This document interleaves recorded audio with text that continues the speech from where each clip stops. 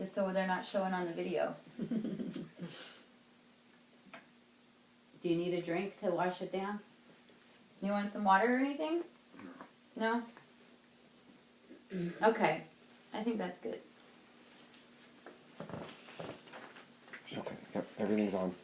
Okay. Joe, how did you stay in touch with your family? Well, as a prisoner, you get a chance to write one letter a month. And I don't know if any ever got through, because my parents never received one. I sent one to Helen. I don't know if she received it or not. I don't remember. There was no contact. You were allowed to say that the International Red Cross quoted you as a prisoner of war, or missing in action, or killed in action. That's the only thing they hear. Was there something special you did for good luck? The what? Was there something special you did for good luck? I don't think that existed. Luck didn't exist. Because you can dream of anything, you can pray all you want. If it's going to happen, it's going to happen. You have to, after you left your home base, where your parents took care of you all their life, now they're going to lose this young man to somebody unknown, which is hard to take for a parent to lose somebody in the service. How did people entertain themselves? How do people what? How did people entertain themselves? There was no entertainment. We just talk about things that may happen. There's always negative. There's nothing positive. Do you recall the day the war ended and you were released? I was home when the war ended. No, I can't be. Yeah.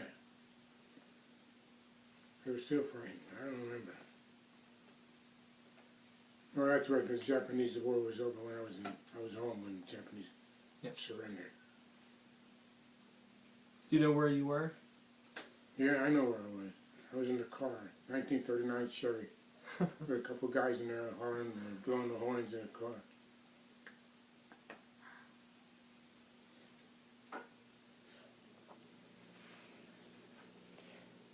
All right, so how did you return home from Europe? What was the process?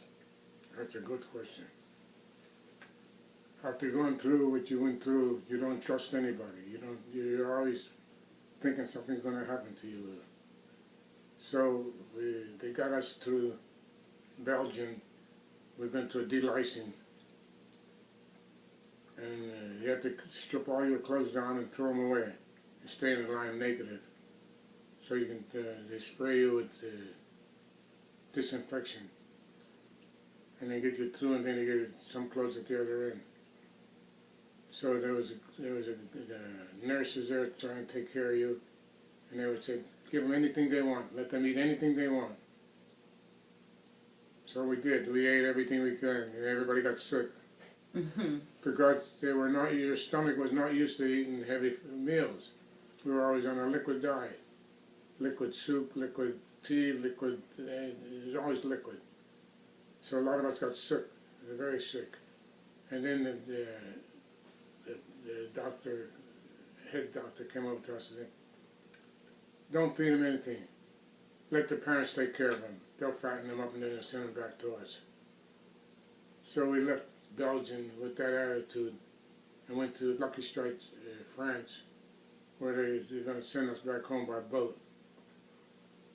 Well, when we got there, Eisenhower was there, and he said, I'm going to get you guys home if you have to switch every hour on the hour, switch bunks, so you can take turns sleeping. And that's how we got through. Now, in the meantime, I was shooting dice again. I won money, I lost money, I won money, I lost money. I lost everything before we hit Norfolk. And I was calm.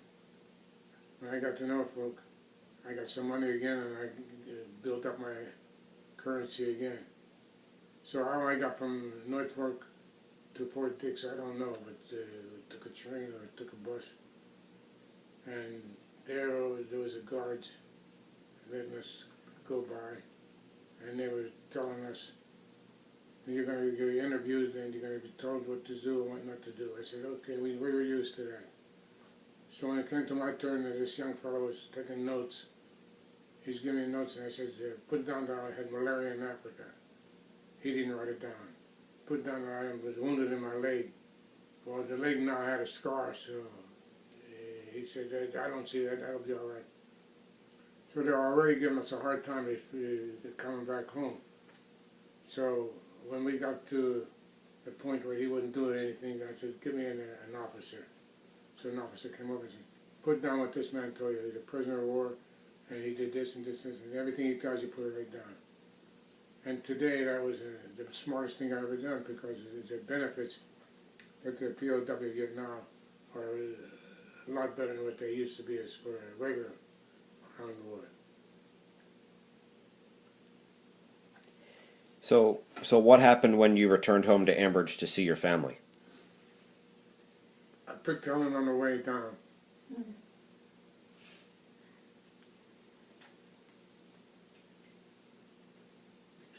Stopped up in Philadelphia, where her uncle was a ballet master for the Scar Opera Company.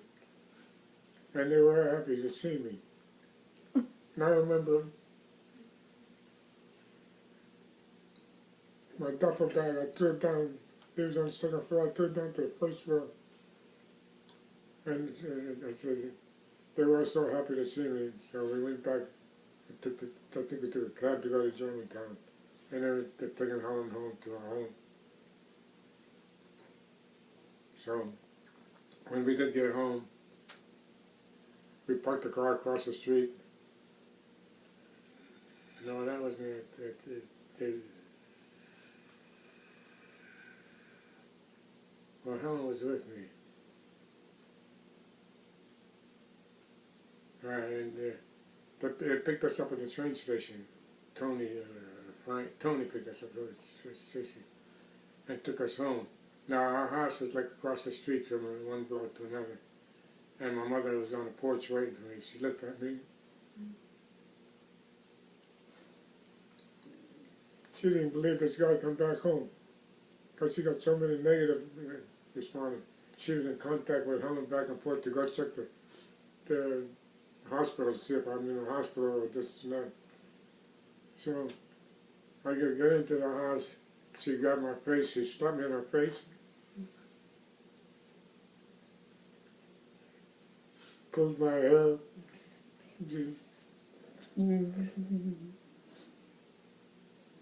She hollered, Joe, Joe, Joe. And she left me from the kitchen. She went to the bedroom. She took off her shoes and her stockings, and she started running out of her house.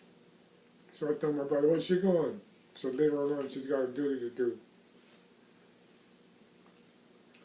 So she took off and started heading downtown, about 10 blocks from home. She went down to see St. Anthony. She kneeled down and she started taking all her coins and put them in a slot. The candle then was 5 cents. She put it on. I said, Mom, what are you doing? She said, I got to tell you this. I said, he brought you back home. She never been there. She brought her back home.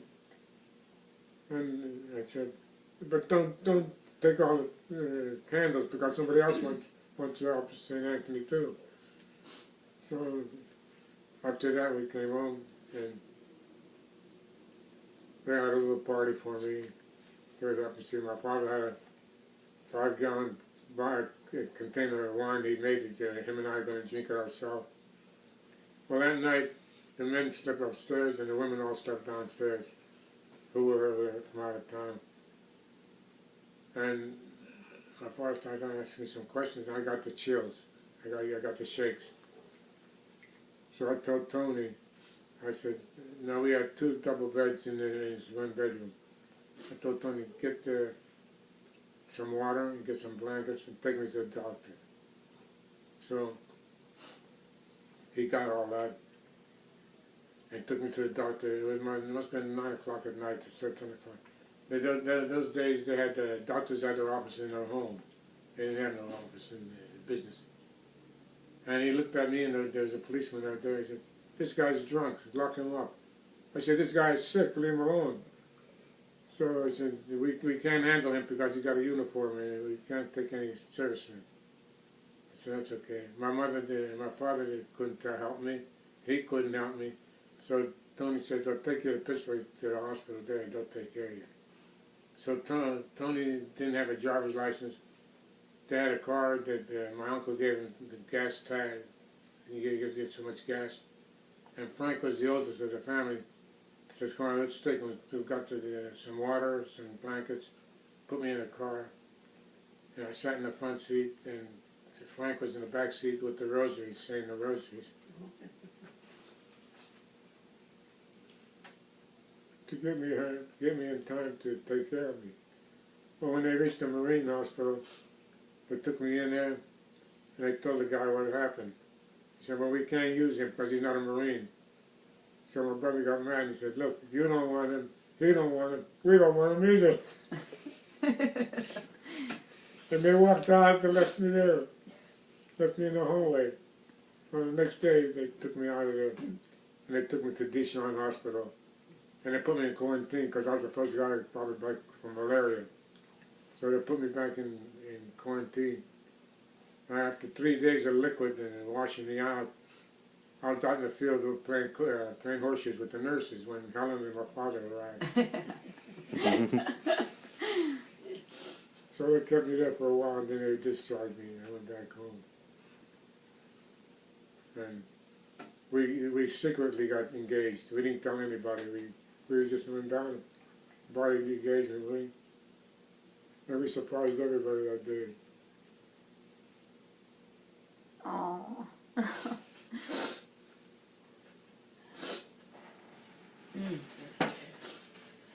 Yeah. So so your mother, when she saw you, what was the communication that your mother had? Did she know what happened to you? Did she know you were captured? What did the family think of you the whole time you were in captivity? I really don't know because their thoughts were negative all the time because they thought I'd never come back. And as it went, the family, they had their own problems, I guess. Frank didn't go into the service because he was a 4F. He had a murmuring heart. Earl went in after I did. And then Tony went there. Everybody was out of the house. They took three of her big sons. So my brother Frank, he stayed home. He profited most because he bought a nightclub with my uncle, and he had this business going. So he said, he asked me if I'd come in and work with him.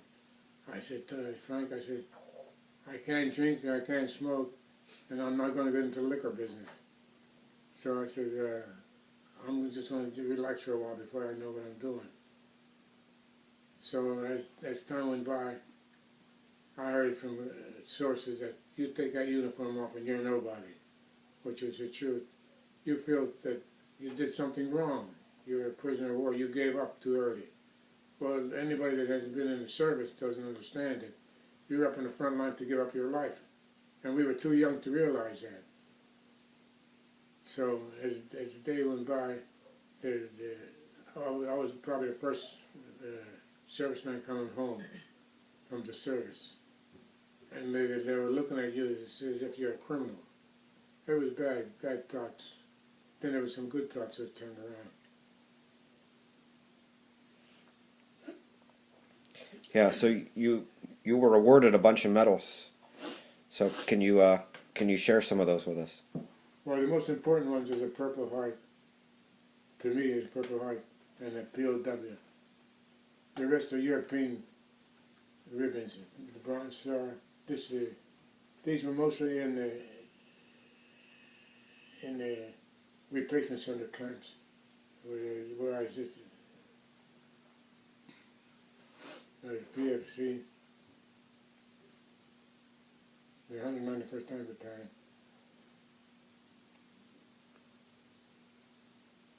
Each bar is 3 months overseas. this is a European campaign in Italy.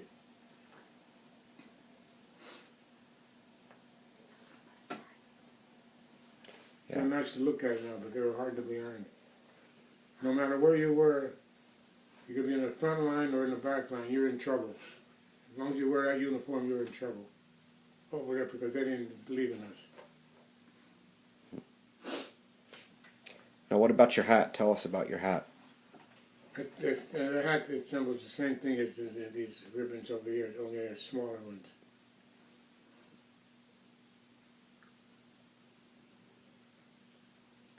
Okay, we're gonna move on to later years. So after you came home, what career did you choose after the war? After you rested, what did you decide to do with your career, as a career? I didn't know what to do. But when I went to Philadelphia, I figured I better get to know Helen first. So as day went by, now Philadelphia is an industrial city. So I decided to go ahead and take a designing course because I didn't want to be a tailor, I wanted to be a designer. So I went to American Gentleman in New York for a short time and ran out of money. So my father figured, you made your bed, you sleep in it. Because he wasn't going to give me any money because the money was that hard to come by. So after I graduated from school there, I went to work for Bud's, the auto parts, night shift so I can have some money coming in. In the meantime, Helen got pregnant first year, and things started to go rolling. I got out of school, and I made my first pattern for the gay 90s. So I thought I was on my way up. So that didn't work that way. And made my first coat and pants, and I thought I was going to do a master tailor. So I got a job in the shop. Then you had to be a union worker to work in a clothing factory. So I learned a little bit in there. And as time went by, I got to know more about the clothing industry. So I applied for a job with Al Greifman Brothers in Baltimore. They had a big ad in the paper. Need workers for certain areas in the industry. Make the pockets, make the fly, cut the coat and all I did. Go through the whole series of things. So I went to answer that after I got back from New Orleans. I went to answer that ad, and the guy said to me, little Italian guy, he must have been 5'5". I told him what I had, and I went there with all my credentials, my books under my arm, and everything I did in school. So I said, yeah, now you want my job? I said, no, I don't want your job. I said, I just want a job in the design department. Oh, you want my nephew's job? No, I don't want your nephew's job either. So I said, let me tell you something, Mr. Natale. I remember him. I said, you're going to kill this industry because the young fellows coming into the industry, they're more educated. They went to designing school, they know how to make a pattern, they know how to make a coat, they know how to make a pants. So you don't have it coming anymore. So you're going to be worried, you're going to be short of these technical guys in the industry. So he let me go. He says, I'm going out of the office. And I said to myself, he's going to need me sooner or later. So as I was going out, he goes, hey, Joe, come here. I said, what do you want now? You make the application. You write it down on what you do. Well, you don't need me. You got your nephew doing it. And you're doing it. I don't want your job. So I said, never mind. You just write it down. I did. I wrote it down. He took it with him. Then I went to New Orleans to dress the Mummers Parade. I don't know how I got there, too. Van Horn. Yeah, Van Horn. They gave me a job because of my background, I thought I can handle all these costumes. So I took the job and went to New Orleans and worked there for 3 or 4 days to get the parade on the street. And then when I came back, I was home. I was going through my trash can, and there's a letter from Baltimore. Got a position for you in Baltimore. Come see me. Take the train station. We pay all the expenses. I said, okay. So I went. In the meantime, I opened up a tailor shop in the suburbs of Philadelphia. So I told him, if I get this much money, we're selling our place and we're going out of here. So sure enough, he gave me what I wanted and more. So I said, fine, we'll come listen. We'll try you out. So we tried him out, and I seemed to like it. So he said, okay, you're going to do it. Now, when I put that price tag on myself, I forgot. I didn't forget. I based it on a 5-day working day. But this guy said you got to work 6 days now. After I signed the papers, he said you got to work Saturday. I said, okay, so I'll work Saturday for a while. And as time went by, I got to know that their industry, their routine and all that. Then we decided we were going to take the job and we were going to sell our home and come back to Philadelphia. And as it was, they work on 6 days a week. They work on Saturdays. Sometimes some of the guys, the officers work on Sunday. So, but the pay scale was based on 5 days, not 6 or 7. So I was a little upset about that. They said, well, I went back to the head man and talked to him about it. So the other workers below said, Joe was a nice guy, but he's not here anymore because I negotiated a 5-day working span. So as it went by, I ended up being the vice president of the company, then a designing department, then I become executive VP, then I become a president of the sales force. And I left there, it's 30 years now, I've been retired. And we moved on, bought a home in Ocean City, and we made our home base there now. We have enjoyed the weather, enjoyed fishing, crabbing, just doing anything just to relax. And we're still here in Ocean City, Maryland. Good. Very, very good story. So while you were here retired, you took up fishing and you got involved in the community here. And tell us about your role with other POWs and veteran organizations down on the Eastern Shore. Well, the prisoners of war were not looked at as serious as we thought they would take care of us. If you have any disability, they're supposed to have helped you with your post-trauma, and most of the prisoners of war that I know, they were more or less ashamed to give their experience because they never were accepted. The civilians never accepted their POWs. Said, oh, he just gave up, he just didn't want to fight anymore. Well, they were entitled to certain benefits, like 100% medical care, and financially, to take care of their disease that they have occurred while they were in the service. And today, I had 42 people under me. Now I got 7. So they're dying a slow death. And there was 130,000 prisoners of war. There's about 12,000 left. They're all aging and they just can't handle themselves. Most of them go in a nursing home, but the government is taking care of most of them. You were commander of the Eastern Shore chapter? When I came to the first meeting, there was 4 guys running the POW, and they're all 4 gyms. And they were the background of the POW. They never thought they were serious enough to anybody to listen to them. So I got a hold of a couple of guys from my experience of working in the industry. You learn that if you don't ask for anything, you don't get anything.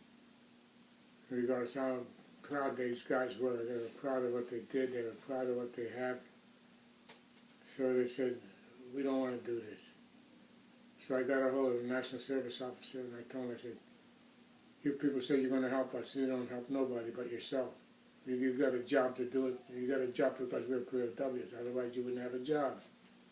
I said, you got to take care of these guys here. So we got together, the National Service Officer and I. He was in the service. He was a post-drama medical student, so he knew what we were going through.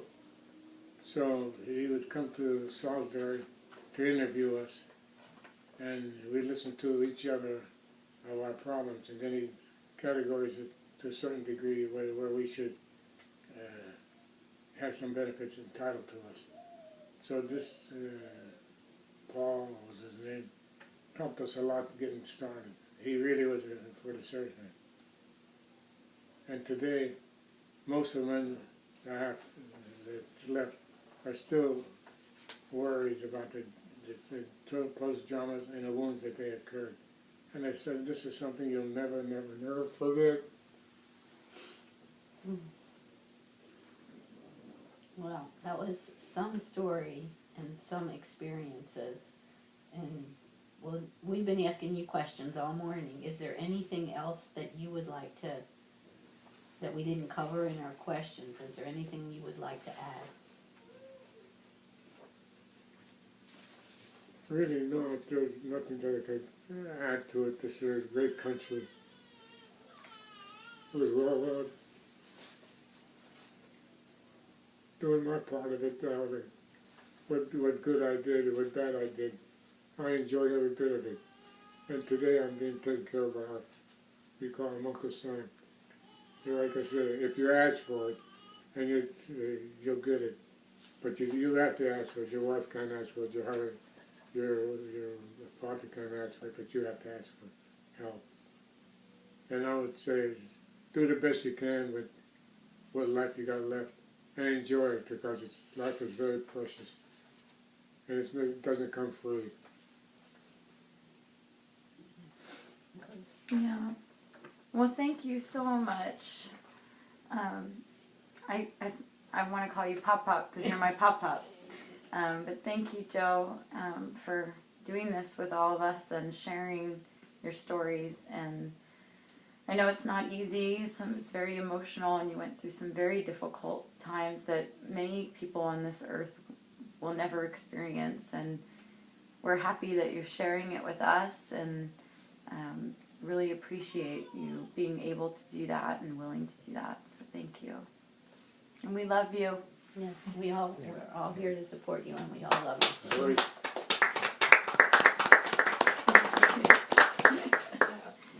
Yeah, good job.